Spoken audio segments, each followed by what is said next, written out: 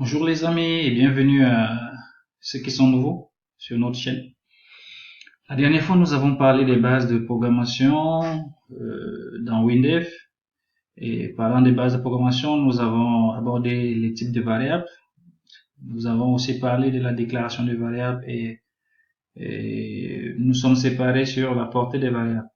Aujourd'hui, nous allons continuer avec les bases de la programmation en parlant des instructions de base du W langage. W langage ici, je vous rappelle, c'est le langage utilisé dans WinDev, le principal en tout cas. Alors, comme instruction de base, nous allons commencer par l'instruction conditionnelle. Comme son nom l'indique, conditionnel, c'est pour tester les conditions. La première instruction conditionnelle que nous allons aborder, c'est le si, sinon, fin. Cela nous permet d'effectuer un test sur une condition. Vous allez voir un exemple là. Si SAE maximum supérieur à hasard 1,99, alors fichier info, bravo, vous avez gagné. Sinon, dommage, vous avez perdu. C'est un exemple qui demande, qui vérifie si ce qu'on a saisi est supérieur au nombre aléatoire généré par notre fonction hasard. Le nombre aléatoire sera généré entre 1 et 999. Et en ce moment-là, on vous dira que vous avez gagné, sinon vous aurez perdu. On a un autre cas qui est selon cas fin. Lui, il permet d'exécuter des actions selon les différents résultats d'un test sur une condition. Il y a une petite illustration à côté là, selon jour, cas lundi, c'est le premier jour de la semaine, on fait le traitement qu'il faut pour lundi, cas mercredi, cas vendredi, cas samedi ou dimanche. Parce que quand on aligne comme ça veut dire que soit c'est samedi ou dimanche, on fait la même chose. Que ce soit samedi ou dimanche, c'est la même chose. Autre cas, c'est-à-dire quoi? Hormis tous les cas qui ont été listés, s'il y a un autre cas qui se présente, on met son traitement là. C'est simple, hein? Vous voyez, on programme en français. C'est pas compliqué. Tout le monde peut lire ça. Même celui qui n'a jamais programmé lit ça, il comprend ce que ça veut dire. Nous avons un autre type d'instruction, c'est des instructions de boucle. Alors, nous avons la première instruction de boucle qui est pour fin. Celle-là nous permet d'exécuter une action pendant un nombre d'itérations déterminé. On peut dire qu'on va exécuter une action 10 fois. Là, on utilise la boucle pour. On est certain du nombre de fois. On utilise la boucle pour. Voilà un exemple à côté pour i allant de 1 à 100. On incrémente notre compteur. Ça c'est clair, on fait tous les traitements qu'on veut, mais on sait déjà le nombre de fois. Il y a une autre instruction de boucle qui est tant que fin. Celle-là nous permet d'exécuter un traitement pour un nombre d'itérations indéterminé. Et ceci va s'arrêter sous une condition bien déterminée. Et cette condition est toujours en début de boucle. Donc, avec tant que, on ne sait pas le nombre d'itérations qu'on va gérer, mais on a une condition qui va arrêter le traitement. Et cette condition est en début de boucle. Par exemple, on a i qui est un entier égal à 0. On dit tant que i est inférieur à SAI maximum étant ici une information qu'on a saisie, un nombre qu'on a saisi dans notre champ numérique qu'on a appelé maximum. I++, on incrémente i. Donc, peu importe la valeur que quelqu'un va saisir, on ne la connaît pas, on va juste exécuter notre incrémentation du nombre i, tant qu'il n'atteint pas la valeur saisie. La boucle fin. L'instruction boucle fin. L'instruction boucle fin, elle est utilisée pour un nombre d'itérations indéterminé aussi, et donc la condition de sortie de la boucle est testée à l'intérieur de cette dernière. Ça veut dire quoi? Ça veut dire qu'on commence d'abord par exécuter le traitement. C'est après l'exécution du traitement qu'on teste si on peut sortir de la boucle, si on peut arrêter la boucle, si on peut arrêter les itérations. L'instruction sortie nous permet donc de sortir de cette boucle. Un exemple, i est un entier égal à 0. I est un entier égal à 0. Boucle I++, on a déjà fait un traitement. Si I supérieur à xi maximum, alors sortir. Vous voyez? Si I supérieur à xi maximum, alors sortir. Vous voyez qu'on commence par le traitement avant de vérifier si on doit sortir. C'est-à-dire que c'est à l'intérieur de la boucle. Pourtant, avec tant que, on commence d'abord par vérifier si on peut faire le traitement. Comme ça. Nous avons d'autres instructions de base. On a par exemple les commentaires. Les commentaires dans Windev, c'est simple. C'est comme le commentaire monoligne dans d'autres langages comme Java et tout ça. C'est juste les doubles barres. /2, vous mettez le / deux fois.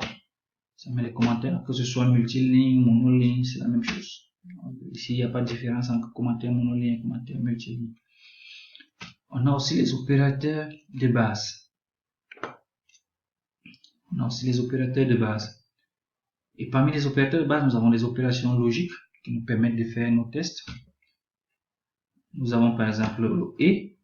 Il y a deux façons d'écrire. Hein. On peut écrire et tout simplement et tout simplement. Et comment on peut l'envelopper des barres de 8. Le et, c'est pour la multiplication logique. Si vous êtes un peu programmeur ou alors si vous avez quelques notions en informatique, vous devez comprendre normalement ce que c'est que la multiplication logique. C'est-à-dire vérifier deux conditions. Que deux conditions sont réunies. Le ou, pareil, le ou, c'est pour l'addition logique. Entre plusieurs conditions, et si une condition est vérifiée, on fait ce qu'il y a à faire. On a le pas qui est là pour exprimer la négation.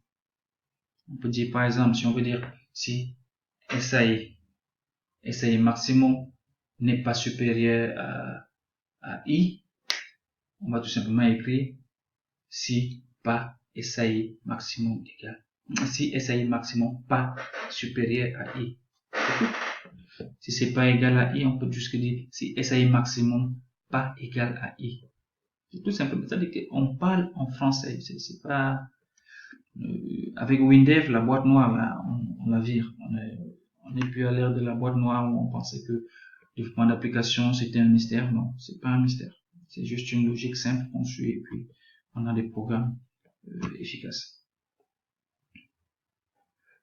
Autre instruction de autre opérateur, nous avons les opérateurs de comparaison. Par exemple, pour comparer si deux entités sont égales, on utilise le simple signe égal. Dans d'autres langages, c'est égal deux fois. C'est le simple signe égal. Bon, il y a d'autres façons aussi de tester l'égalité. Ils appellent ça égalité souple. On met le petit signe là, comme si c'était sensiblement égal. C'est même ça, sensiblement égal, c'est ce qu'on veut exprimer. C'est ça qu'on appelle égalité souple. On a aussi égalité très souple, c'est-à-dire que si ça voisine. On a la comparaison proprement dite. Les deux crochets opposés, c'est pour exprimer la différence. On a inférieur ou égal, on a supérieur ou égal. On a les opérateurs pour dire que ça commence par.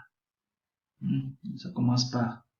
Vous voyez le crochet et puis le crochet ouvert, le crochet fermé d'entrée avec le signe égal, ça veut dire que ça commence par. Maintenant là aussi il y a la souplesse et ainsi de suite. Maintenant que nous avons parlé des opérateurs, nous allons aborder les procédures et fonctions. Déjà, on va rappeler pourquoi il faut utiliser les procédures et fonctions.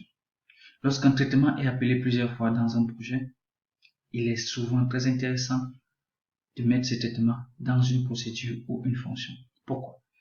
Parce que ça va vous éviter de réécrire le même code plusieurs fois. Non seulement vous réécrivez plusieurs fois, ça vous fait perdre du temps, et en plus de ça, ça vous bouffe suffisamment de mémoire. Sachez que chaque caractère que vous écrivez est un espace mémoire que vous utilisez. C'est comme ça. Donc ça vous bouffe en temps et en espace mémoire. Et ça, c'est pas bon pour notre pour notre logiciel, pour notre programme, c'est pas efficace d'avoir un logiciel qui sollicite beaucoup de mémoire, beaucoup de ressources. Alors, la différence entre la fonction et la procédure. Une fonction, elle est écrite parce que une fonction, c'est pour exprimer pour écrire un traitement qui doit renvoyer un résultat. C'est-à-dire, vous pouvez créer par exemple la fonction calcul somme. Calcul somme, vous allez lui passer des valeurs et qui va calculer, qui va sommer et puis il va vous retourner le résultat. Là, vous faites une fonction.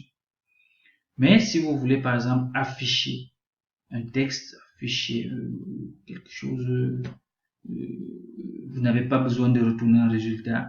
Là, vous créez une procédure. C'est à ça que ça sert la procédure. La procédure, c'est pour des traitements spécifiques.